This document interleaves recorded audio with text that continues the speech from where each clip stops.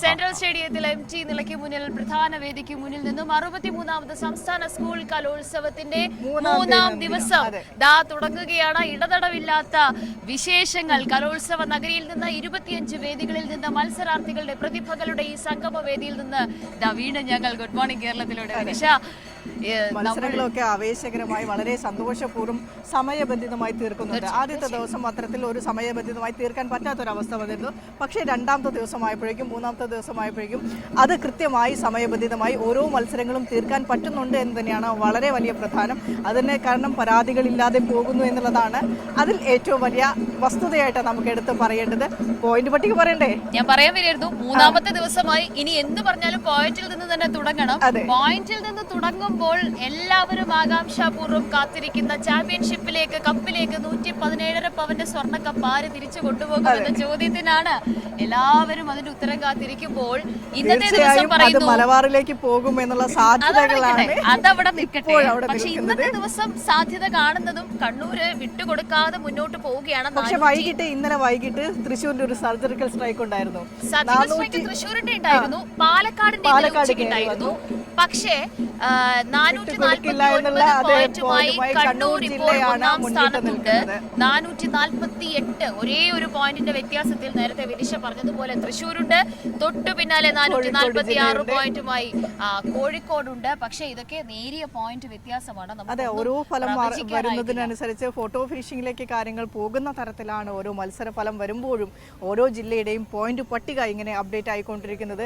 എല്ലാ മത്സരങ്ങളും കാണികൾ ഏറ്റെടുത്ത് കഴിഞ്ഞു. ഇന്നലെ വൈകിട്ടൊക്കെ നല്ല തിരക്കുണ്ടായിരുന്നു. ഒന്നാമത്തെ ഞായറാഴ്ച തിരുവനന്തപുരത്തുകാരെല്ലാം തന്നെ ആഘോഷിക്കാനായി തിരഞ്ഞെടുക്കുന്ന വൈകുന്നേരങ്ങളാണ് ഓരോ ഞായറാഴ്ചകളും എന്ന് പറയുന്നത്.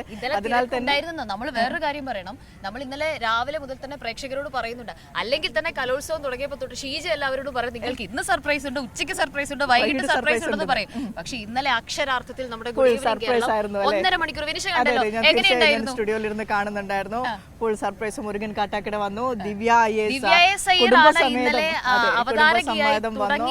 കൈരളിക്ക് വേണ്ടി അവർ റിപ്പോർട്ട് ചെയ്തു. കൈരളിയുടെ അവതാരകയായിരുന്നു. ആ ഓർമ്മകളൊക്കെ പങ്കുവച്ചു. മുരുകൻ കാട്ടാക്കട നിരവധി കവിതകൾ ചൊല്ലിത്തന്നു. അതിന്റെയൊക്കെ ഒരു ആവേശം ഉൾക്കൊണ്ടാണ് ഞാനും രാവിലെ ഗുഡ് മോർണിംഗ് കേരളത്തിലെ ഫ്രെയിമിലേക്ക് എത്തിയത്. അതെ അതെ, എന്തായാലും നമ്മൾ മൂന്നാമത്തെ ദിവസത്തിലേക്ക് കടക്കുമ്പോൾ പോയിന്റ് പട്ടികയെ കുറിച്ച് വിനിഷ സൂചിപ്പിച്ചു. നേരത്തെ വിനിഷ സൂചിപ്പിച്ചതുപോലെ തന്നെ പങ്കാളിത്തം ഏറ്റവും പ്രധാനപ്പെട്ട കാര്യമാണ്. തലസ്ഥാനം എങ്ങനെയാണ് ഈ കലോത്സവത്തെ സ്വീകരിക്കുക എന്നുള്ളത് ഏറ്റവും പ്രധാനപ്പെട്ട ഒരു ചോദ്യമായിരുന്നു. സ്വാഭാവികമായും സാധാരണഗതിയിൽ നമ്മൾ പറയാറുണ്ട്, മലബാർ ജില്ലകളിലേക്ക് കലോത്സവം എത്തുമ്പോഴുള്ള ആ ജനപങ്കാളിത്തത്തെ കുറിച്ച്, സ്വീകാര്യതയെ കുറിച്ച്. ഒട്ടും കുറയാതെ തന്നെ തലസ്ഥാനം ഇഞ്ചോടിഞ്ച് പോരാട്ടം തന്നെയായിരുന്നു ആ കാര്യത്തിൽ നടത്തിയത്.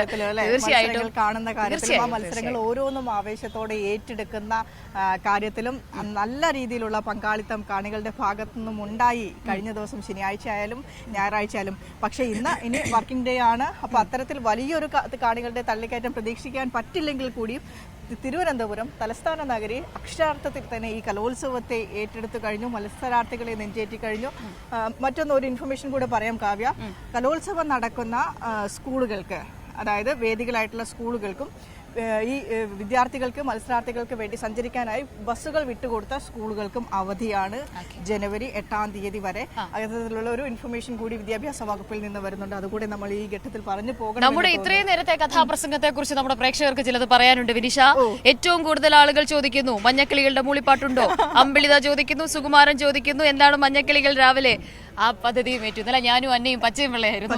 ഇന്ന് ഞങ്ങൾ പറഞ്ഞു ചെയ്തതേ അല്ല. ആർക്കും മനസ്സിലായില്ല. കാവ്യ, കപ്പ് നമ്മുടെ കണ്ണൂരിന് തന്നെ എന്നാണ് പ്രദീപൻ കുനിയിൽ പറയുന്നത്. വിജിന്റെ നാട്ടിലേക്ക് കപ്പ് പോകും എന്നാണ് അമ്പിളി. കപ്പ് വിജിൻ കൊണ്ടുപോകും എന്നാണ് പറയുന്നത്. തൃശ്ശൂർ കൊണ്ടുപോകുമെന്ന് ബാബു TS പറയുന്നുണ്ട്. എനിക്ക് വലിയ ആഗ്രഹമൊന്നുമില്ല. ഞങ്ങൾ എന്തായാലും, ഞാൻ നേരത്തെ പറഞ്ഞിട്ടുണ്ട്, ചില ടെറിട്ടറികൾക്ക് അപ്പുറത്തേക്ക് ഇക്കുറി കപ്പ് വിട്ടുകൊടുക്കാൻ ഞങ്ങൾ തയ്യാറല്ല എന്ന് പറയുന്നുണ്ട്. കിരീടം വടക്കോട്ട് വണ്ടി കയറും, അത്തറിന്റെ മണമുള്ള കോഴിക്കോട് എടുക്കാൻ സാധ്യത. ഞാൻ അതിന് സെക്കൻഡ് ചെയ്യുന്നു. ഒപ്പം ഷീജ മികച്ച ടീം ലീഡർ, വിശ്രമമില്ലാതെ ചുമതലകൾ ഏറ്റെടുത്തു. ഷീജ ക്യാമറയ്ക്ക് പിന്നിൽ നിന്ന് എന്നെ ആരോ വിളിച്ചിരിക്കുന്നത് ദേവരാജൻ പറയുന്നുണ്ട്. ഷീജ ഫ്രെയിമിലേക്ക് വരുന്നുണ്ട്. പക്ഷേ ഷീജയുടെ വിശേഷങ്ങൾ, നമ്മൾ ഷീജയുടെ കാര്യങ്ങൾ, ടീം ലീഡറുടെ കാര്യങ്ങൾ ചോദിക്കുന്നതിന് മുൻപ് ഒരാളോട് കുറച്ചു നേരമായി വെയിറ്റ് ചെയ്യുന്ന ആളുടെ പേര് മാനസ എന്നാണ്. മാനസോട് കൂടെ മത്സരാർത്ഥികളുണ്ട്. മാനസ സർപ്രൈസ് ഒളിപ്പിച്ച് വെച്ചിട്ടുണ്ട്. ഷീജ ചേച്ചി മാത്രം സർപ്രൈസ് തന്നാൽ മതിയോ? കുറെ ദിവസം സർപ്രൈസ് ഇപ്പൊ ഇന്ന് മാനസയുടെ വക ഒരു സർപ്രൈസ് ഉണ്ട്. ഗുഡ് മോർണിംഗ് മാനസ.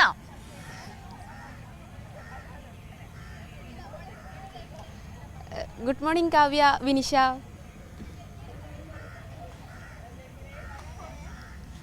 ഇനിയുണ്ട്, ഷീജയുണ്ട്. ഒരു ഗുഡ് മോർണിംഗും കൂടെ പറഞ്ഞോ.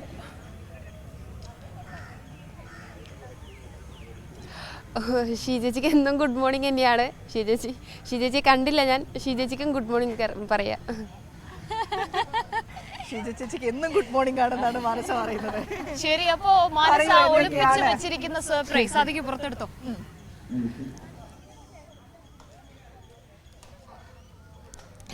തീർച്ചയായും നമ്മളിപ്പോൾ വേദി 15 ഉള്ളത്. നിശാഗന്ധി ഓഡിറ്റോറിയത്തിലാണ്. നിശാഗന്ധി ഓഡിറ്റോറിയത്തിൽ ഈ വേദി 15 അതായത് നമ്മുടെ വേദിയുടെ പേര് കബനി നദി എന്നാണ്. കബനി നദിയിൽ എന്നും ഈ കലോത്സവത്തിൻ്റെ പ്രധാന പ്രത്യേകതയായ തദ്ദേശീയ കലാരൂപങ്ങളാണ് അരങ്ങേറിക്കൊണ്ടിരിക്കുന്നത്. ഇന്ന് അങ്ങനെയൊരു കലാരൂപം തന്നെയാണ് അരങ്ങേറുന്നത്. മലപ്പുലയാട്ടമാണ് നടത്തുന്നത്. ഇടുക്കി ജില്ലയിലെ ഒരു ഗോത്ര കലാരൂപമാണ്. ഏതായാലും നമുക്കൊപ്പം ഉള്ളത് ഇടുക്കി ജില്ലയിലെ കുട്ടികളല്ല, കണ്ണൂർ ജില്ലയിൽ നിന്നും വന്ന കുട്ടികളാണ്.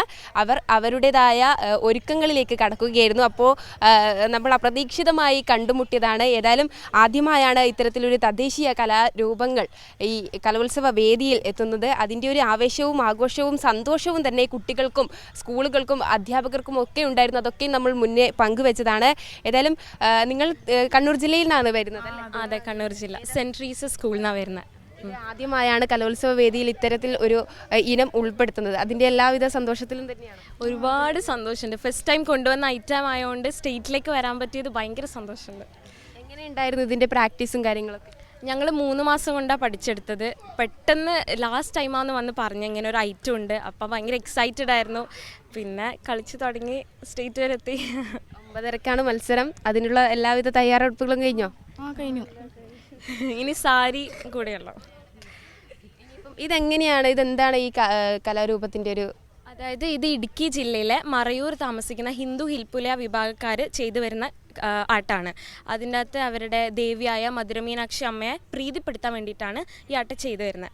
അതിപ്പോൾ തിരുണ്ട് കല്യാണം, മരണം എന്നീ ആഘോഷങ്ങളിലും ചെയ്തു വരുന്നുണ്ട്. ഇപ്പോൾ സാർ എത്തിയിട്ടില്ല എന്ന് തോന്നുന്നു അല്ലേ? ഇല്ല, വന്നില്ല, വരണത്ര. ഇനിയൊരു പ്രാക്ടീസ് ഉണ്ടോ ഇതിൻ്റെ ഇടയിൽ? ഇല്ല, ഞങ്ങൾ മാക്സിമം പ്രാക്ടീസ് ചെയ്തിട്ടുണ്ട്. ഇനി സ്റ്റേജിലേക്ക്. എന്തായാലും പോയിന്റ് നിലയിൽ നോക്കുകയാണെങ്കിൽ നമ്മുടെ കണ്ണൂരാണ് മുൻപന്തിയിലുള്ളത്. ഇത്തവണ കപ്പ് കണ്ണൂരിന് തന്നെയല്ലേ? അത് നമ്മൾ വാങ്ങിക്കൊടുക്കും, കണ്ണൂരിന് തന്നെ. കോഴിക്കോട് ജില്ലക്കാരൊക്കെ ഉണ്ട്, അവരൊക്കെ വാദിക്കുന്നുണ്ട് അവർ തന്നെ കൊണ്ടുപോകുമെന്ന്. എന്താണ് അവസ്ഥ? നമ്മൾ കൊണ്ടുപോകും. നിലവിൽ കണ്ണൂരിൽ നിന്നാണ് കപ്പ് യാത്ര ചെയ്തിപ്പോൾ തിരുവനന്തപുരത്ത് എത്തിയിരിക്കുന്നത്. കഴിഞ്ഞ കലോത്സവത്തിന് കണ്ണൂരായിരുന്നു. ഇത്തവണയും കണ്ണൂർ തന്നെ ഉറപ്പിക്കല്ലേ? ഞങ്ങൾ തിരിച്ചു പോകുമ്പോൾ കപ്പും കൊണ്ടേ പോകുമെന്ന് ഉറപ്പിച്ചു വന്നിരിക്കുക. ഏതായാലും വിനിഷ, കാവ്യ, ഞാൻ പറഞ്ഞില്ലേ ആദ്യഘട്ടത്തിൽ തന്നെ കണ്ണൂരാണ് കപ്പ് എടുക്കുക എന്നുള്ളത്. അത് തന്നെയാണ് കണ്ണൂരിൽ നിന്ന് വന്ന മത്സരാർത്ഥികളും പറയുന്നത്. നിശാഗന്ധിയിലാണ് ഞങ്ങൾ ഉള്ളത്. ഈ മലപ്പുലയാട്ടാണ് ഇവർ അവതരിപ്പിക്കുന്ന നൃത്തം. അതുകൊണ്ട് ഈ 9:30 മുതലാണ് മത്സരം ആരംഭിക്കുന്നത്. കഴിഞ്ഞ ദിവസങ്ങളിലൊക്കെയും ഇത്തരത്തിൽ തദ്ദേശീയ കലാരൂപങ്ങൾ തന്നെയാണ് ഇവിടെ അരങ്ങേറിക്കൊണ്ടിരിക്കുന്നത്. വലിയ രീതിയിലുള്ള ഒരു ജനശ്രദ്ധ തന്നെയാണ് പിടിച്ചു പറ്റുന്നതും എന്ന് എടുത്തു പറയേണ്ട ഒരു കാര്യം തന്നെയാണ്. കാരണം ഈ കലോത്സവം തുടങ്ങുന്ന ഘട്ടത്തിൽ തന്നെ സംസ്ഥാന സർക്കാർ സൂചിപ്പിച്ചിരുന്നു ഇത്തരത്തിൽ 5 ഇനങ്ങളാണ് കലോത്സവത്തിൽ ഉൾപ്പെടുത്തിയിരിക്കുന്നത്. ആ 5 ഇനങ്ങളും ഈ നിശാഗന്ധി അതായത് വേദി 15 കബനി നദിയിലാണ് അരങ്ങേറുന്നത്. ആ കബനി നദി അതിൻ്റെ ഒഴുക്കിൽ തന്നെ ഇങ്ങനെ പോയിക്കൊണ്ടിരിക്കുന്നു എന്ന് തന്നെയാണ് അറിയിക്കാനുള്ളത്. ഏതായാലും ഇപ്പോൾ ഇവിടെ ഈ ഇടുക്കി ജില്ലയിലെ കലാരൂപമായ ഇവർ ഈ രൂപം ഇവർ ഈ 9:30 കൂടി അവതരിപ്പിക്കും. ഒപ്പം തന്നെ പോയിന്റ് നിലയിലും കപ്പ് കണ്ണൂർ എന്ന് തന്നെയാണ്, കപ്പ് കണ്ണൂർക്ക് തന്നെയാണ് എന്ന ഉറച്ച വിശ്വാസത്തിൽ തന്നെയാണ് മത്സരാർത്ഥികളും ഉള്ളത്. ഒപ്പം തന്നെ പറയുകയാണെങ്കിൽ ഈ പിന്നാലെ തൃശ്ശൂരും കോഴിക്കോടും ഉണ്ട്. പക്ഷേ പാലക്കാടും മലപ്പുറവും ആലപ്പുഴയും എറണാകുളവും ഇടയ്ക്കിടെ അവരുടെ ഒരു സ്ഥാനം മാറുന്ന ഒരു സ്ഥിതിയുണ്ട്. അതുകൊണ്ട് ഏത് നിമിഷവും എന്തും സംഭവിക്കാമെന്ന ഘട്ടത്തിലാണ് പോയിന്റ് നിലയൊക്കെ മുന്നോട്ട് പോയിക്കൊണ്ടിരിക്കുന്നത്. 449 പോയിന്റുമാണ് കണ്ണൂർ മുന്നോട്ടുള്ളത്. തൊട്ടു പിന്നാലെ 1 പോയിന്റ് വ്യത്യാസത്തിൽ തൃശ്ശൂരും 2 പോയിന്റ് വ്യത്യാസത്തിൽ കോഴിക്കോടും, അതായത് 446 പോയിന്റോടെ കോഴിക്കോടും പിന്നിലുണ്ട്.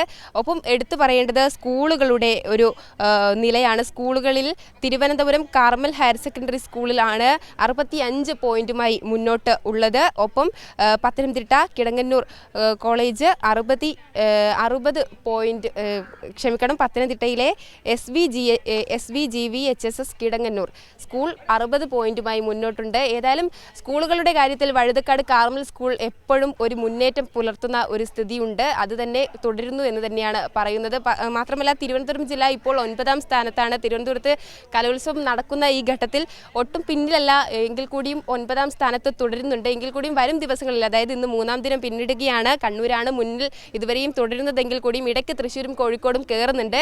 എങ്കിൽ കൂടിയും മറ്റ് ജില്ലകളും അവരുടേതായ എല്ലാ മികവും പുലർത്തിക്കൊണ്ട് മുന്നോട്ട് പോകുന്ന ഒരു സ്ഥിതി തന്നെയാണ് നിലവിലുള്ള ഒരു കലോത്സവ അന്തരീക്ഷം എന്ന് പറയാനുള്ളത്. വിനിഷ, കാവ്യ.